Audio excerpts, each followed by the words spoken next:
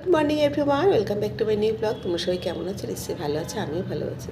এখন বুধবার, সকাল এখন 9টা বাজে। আমি উঠেছি অনেকক্ষণই। মেয়ের আজকে পরীক্ষা আছে, মেয়ে উঠেছে, মেয়ে পড়তে বসে গেছে, ওকে চা করে দিয়েছি, গরম জল করে দিয়েছি। সকালে এত হাওয়া দিচ্ছিল, কি বলবো, এই জানলাটা খোলা যাচ্ছিল না, বিশ্বাস করো। পুরো মনে হচ্ছে মেঘ মেঘ মেঘ মেঘ। এই এক্ষুনি 5 মিনিট হবে এই আলোর মুখটা দেখতে পেলাম, এই রোদটা আর কি, এই রোদটা উঠলো। আর এই জানলাটা খোলা যায় না, এত হাওয়া দেয় দিক থেকে। আমি তাই ভাবছিলাম আজকে কি আবার এই পুরো সারাটা দিন এরকমই মেঘ থাকবে নাকি বৃষ্টি হবে। তো যাই হোক, করে নিয়েছি চা, মেয়েকেও আরেকবার চা দিয়ে দিলাম। চা খাচ্ছে, একটু বাটার ব্রেড দিয়েছি, খাক। ঘড়িতে এখন 10:30 বাজে।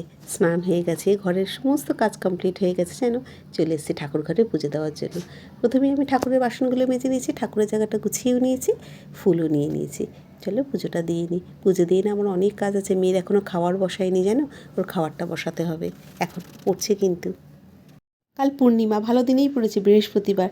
তো বিকেলে যাবো একটু ঠাকুরের বাজার করতে, একটু ফল বাজার, মিষ্টি, ফুলটা দিনেই নিয়ে আসবো। 11টা বেজে গেছে, করবো এখন ব্রেকফাস্ট। কী করবো বলো, মেয়ের সেকেন্ড টাইমে পরীক্ষা থাকলে এরকমই আমার হয়, দেরি করে ব্রেকফাস্ট করা। তো নিয়ে নিলাম 2টো বাটার ব্রেড আর 1 কাপ চা। চাটা যদি এখন না খাই না, আমার কোনো কাজেই আর মন বসবে না। সকালে দুধ জাল দিতে ভুলেই গেছিলাম, দুধটা জাল দিয়ে নিলাম। ওদিকে মেয়ে তৈরি হয়ে যায়, ওকে কিন্তু আমার খাইয়েও দিতে হবে, জানো তো। এখনও কিন্তু ও খায়নি। তো চলো ওকে একবার তোমাদেরকে দেখাই। আবার যাওয়ার সময় একবার চোখও বুলিয়ে নেবে, পড়াটা ওটাও বাকি আছে। তখনও কিন্তু আমাকে বসে থাকতে হবে, ভাবে এখন আমার আনাজপত্র কিচ্ছু কাটাকাটি কিচ্ছু হয়নি, জানো। তো চলো ব্রেকফাস্টটা করে নিই।